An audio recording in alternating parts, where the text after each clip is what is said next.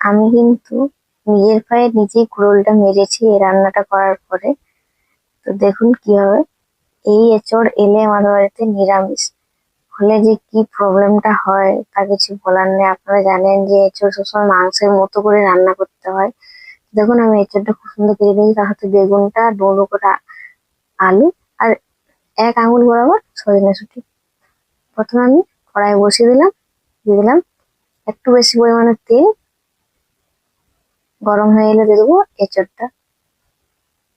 এই এঁচড়ের রেসিপিটা আমার এক জায়গা থেকে শেখা, নিজের নয় কিন্তু।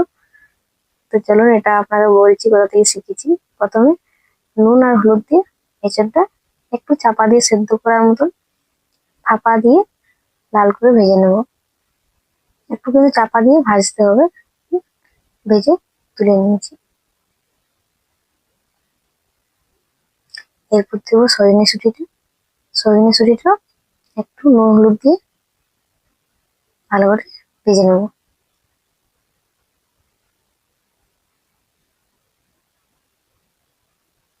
এরপর ডুবো ডুবো করে কেটে রাখা আলুটা সেম হলুদ আর নুন দিয়ে একটু ভালো করে ভেজে তুলে নেব।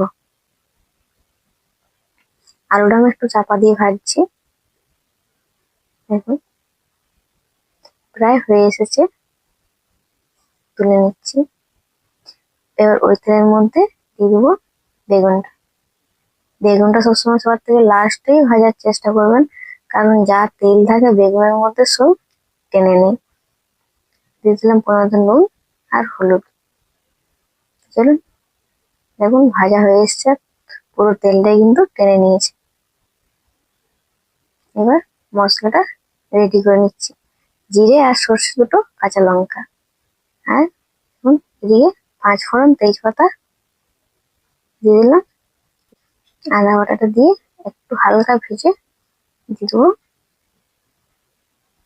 একটু ধনে গুঁড়ো, তাতে হলুদ। এবং তেল ছাড়া হলে পোস্ত আর সরষে বাটাটা দিয়ে দেবো, আর বাটি দেওয়ার জলটা।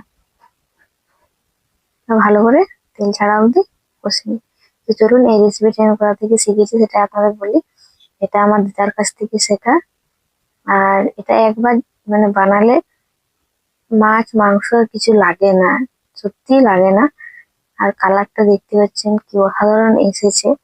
তাহাতে আমি দুটো কাঁচা লঙ্কা দিয়ে দিয়েছি, যেটা স্কিপ হয়ে গেছে। এখন দিয়ে দিলাম একটু পরিমাণ মতো নুন। এটা কিন্তু এইভাবে নামিয়ে নিতে পারেন, বা একটু জল দিয়ে ফুটিয়েও নামিয়ে নিতে পারেন। দেখতে পাচ্ছেন কি সুন্দর অসাধারণ একটা কালার এসছে। আর যে কোনো নিরামিষ দিনে এটা আপনারা রান্না করতে পারেন, বা কেউ এলেও রান্না করতে পারেন। দিয়ে দিলাম একটু সামান্য একটু কেসুরি মেথি আর গরম মশলা। দেখুন একদম রেডি। আর কালারটা দেখুন, আর যেমন সুন্দর দেখতে তেমন